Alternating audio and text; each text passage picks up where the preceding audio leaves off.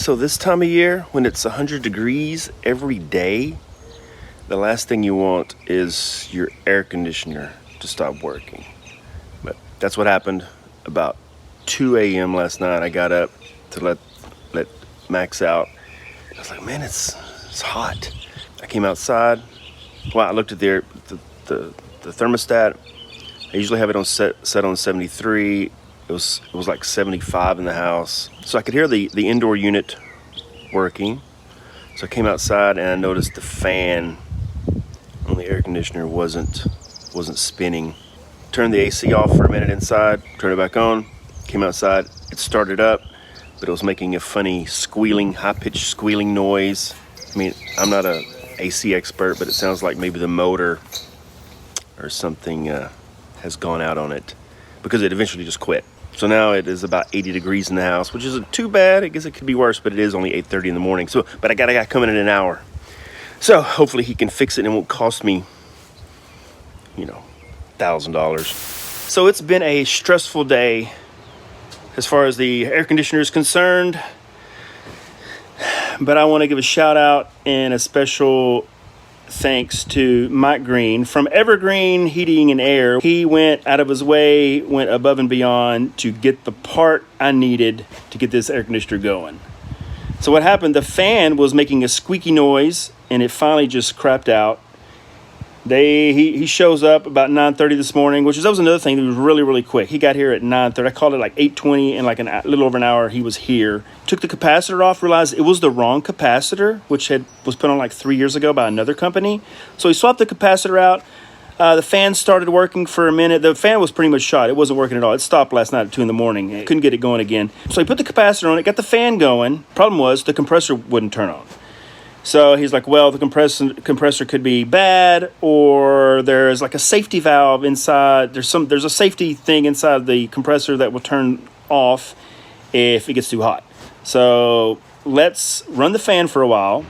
He finally got the fan going with the new capacitor. We let it run for about 15-20 minutes to see if we could cool it off. Tried to turn it on, didn't work. So then at that point we start talking about how much a compressor costs, how much a new fan costs, how much a whole new system costs. I'm like, oh my god, this is getting out of control. He goes, well, what we can do, let's try to get this fan going again, see if we can cool that compressor off a little more, and we'll try it one more time. I said, okay, good idea. So we let it, and at that time he has this little ohm meter thing, and he's like, reading the, whatever that is. I don't know how that thing works. And originally it wasn't reading anything. I went in the house for a minute, came back outside. He goes, well, it looks like I'm getting a reading on this thing now. I said, don't mess with me, man. You better not be messing with me. He goes, no, I think it's going to be okay. So he hooked it all back up, turned it on, compressor came on. Thank God, because the compressor is very expensive. Problem was the fan was still making a squeaky noise. And I said, okay. He said he was going to run back to the shop after lunch. He had one more call. After lunch, he was going to run back to the shop so he could find a new fan. Because I said, let's just go ahead and get a fan on this thing, because it's eventually going to go out. About an hour and a half later, about an hour later, the fan went out. It just stopped completely. Wouldn't come on at all. So I sent the guy a text. He says, okay, I'm going to go back in a couple, after this, last stop. This one stopped. He went back and he texted me about, 3:30. His I'm on my way. What's your address?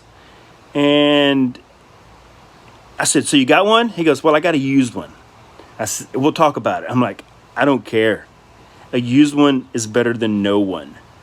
So he just put it on. Took him about 15-20 minutes to get it on there.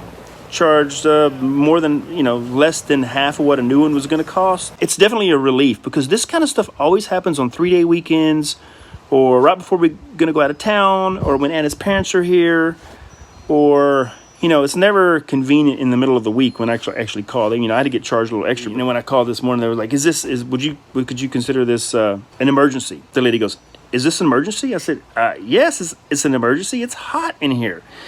Anyway, air conditioner is going. I'm so happy. I'm relieved. And then in the meantime, I totally forgot Philip was going to come over here and cut my hair. And then I forgot we had dinner tonight with my friend Karen and Dave. It's Dave's birthday. He's 39 again. And we're going to go to dinner with them tonight. So I had all these things planned for today and totally forgot about it. So Evergreen Heating and Air, I don't know if they're local. I don't know if they're regional, national.